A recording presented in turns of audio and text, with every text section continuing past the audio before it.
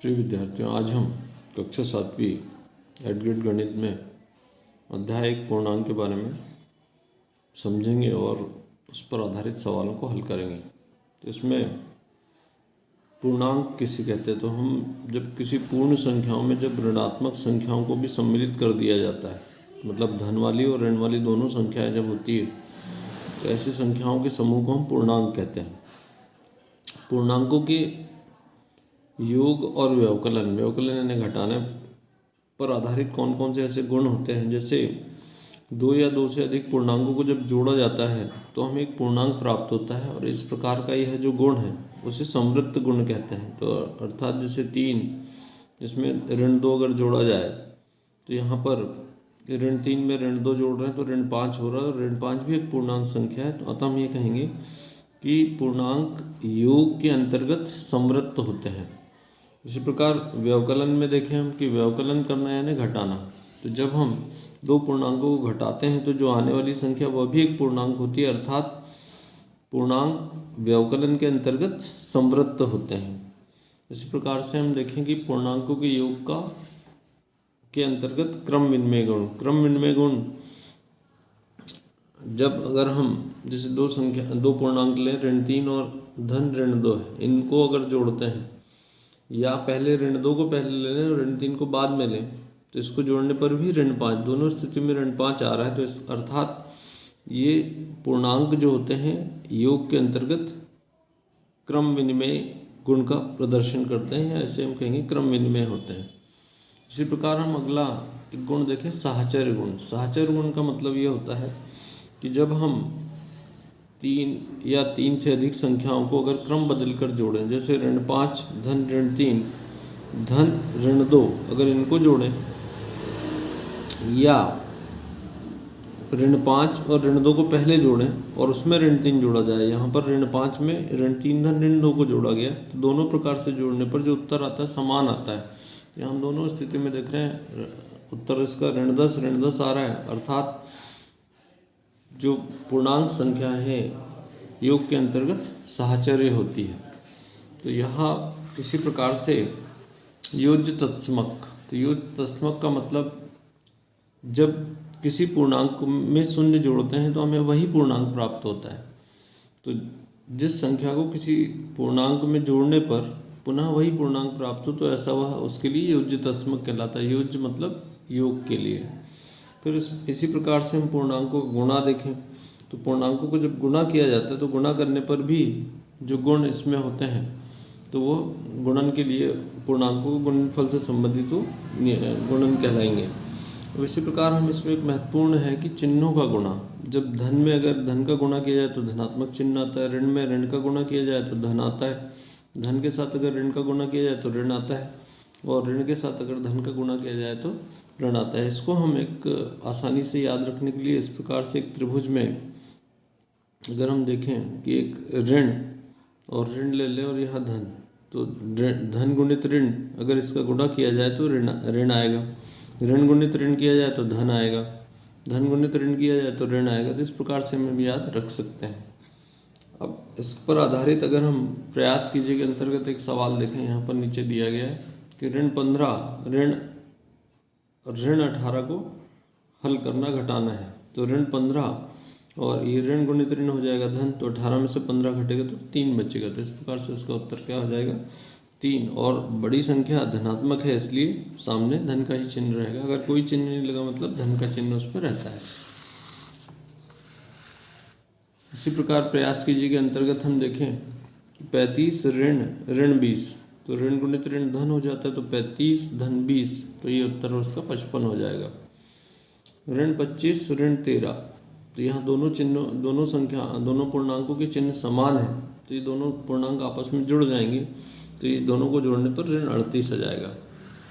अब हम सवालों को देखें तो इस सवालों में जैसे पहले कि सबसे छोटा पूर्णांक है, तो सबसे छोटा जो पूर्णांक होता है वो कौन सा होगा? तो सबसे छोटा पूर्णांक अगर हम देखें तो यहाँ पर इसमें जो दिए गए इसमें इन पूर्णांकों में सबसे छोटा पूर्णांक कौन सा होगा? तो पूर्णांक में धनात्मक और ऋणात्मक दोनों होते हैं, तो यहाँ पर तो यहाँ पर सबसे छोटा पूर्णांक अगर हम देखें तो ऋण 2 होगा, क्योंकि ये शून्य से भी छोटा ऋण 2 है, तो अर्थात इसमें डी सही है, इसका उत्तर होगा।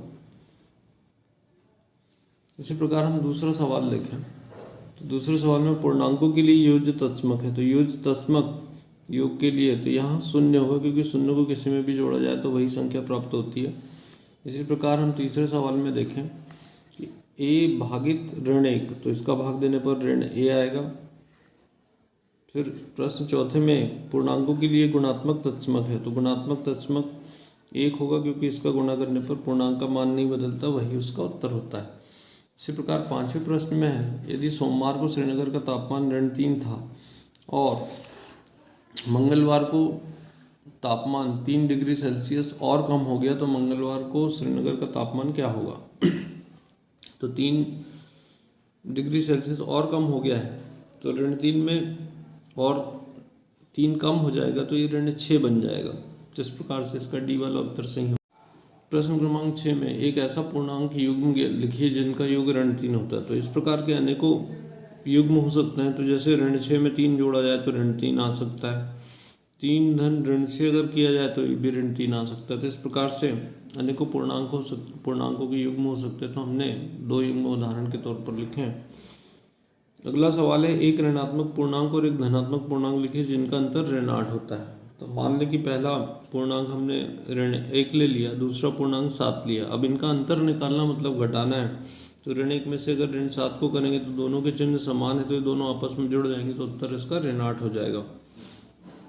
प्रश्न क्रमांक 8 में यदि किसी पूर्णांक को ऋण 1 से गुणा किया जाए तो क्या प्राप्त होगा? तो ऋण 1 से गुणा करने पर जब हम गुणा करते हैं तो वह जो पूर्णांक है वही ऋणात्मक हो जाता है। तो 5 में जैसे ऋण 1 का गुणा किया तो ये ऋण 5 हो जाएगा, तो उसका ऋणात्मक पूर्णांक हमको ज्ञात होता है।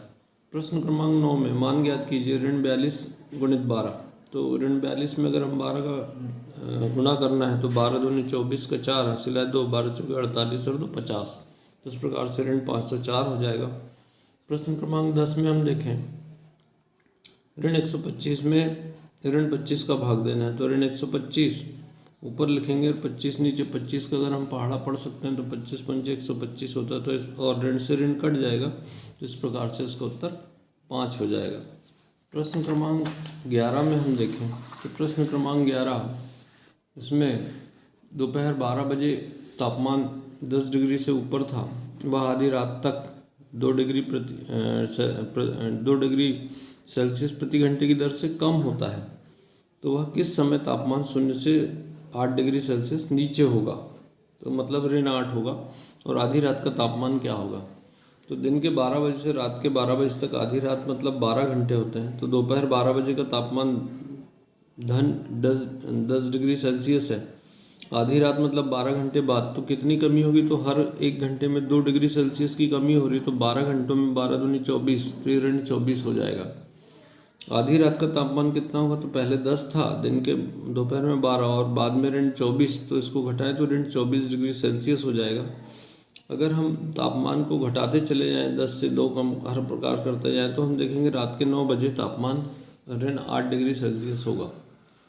प्रश्न क्रमांक 12 में 11 भागित ऋण 2 धन 1, इसको हल करना है तो पहले हम कोष्टक को हल करेंगे। तो ऋण 2 में धन 1 करेंगे तो ऋण 2 में से 1 घट जाएगा, तो ऋण 1 बचेगा, और ऋण 1 का 11 में भाग देंगे तो ऋण 11, तो इसका उत्तर क्या आ जाएगा? ऋण 11।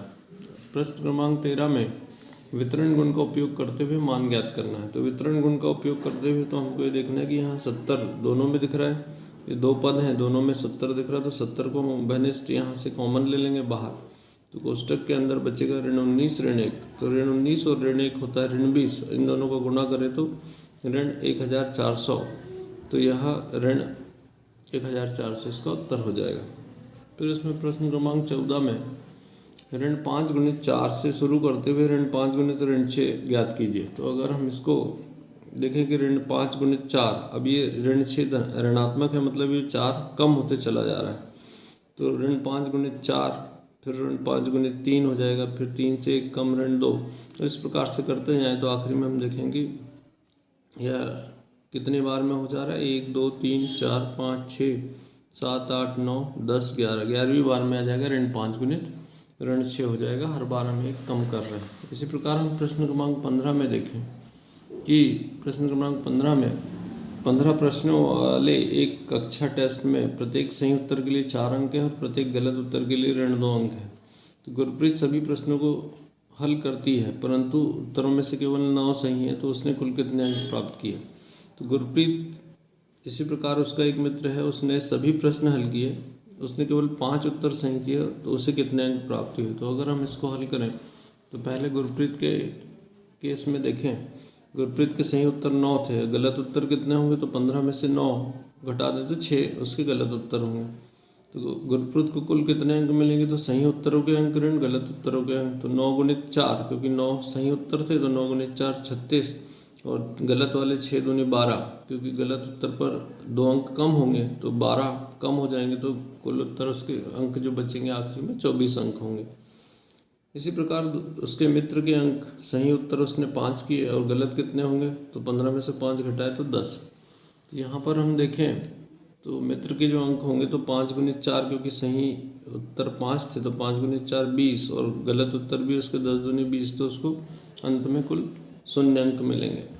तो इन सवालों को समझकर अच्छे से हल करें तो आगामी अर्धवार्षिक परीक्षा की तैयारी करने में सभी छात्रों को मदद मिलेगी।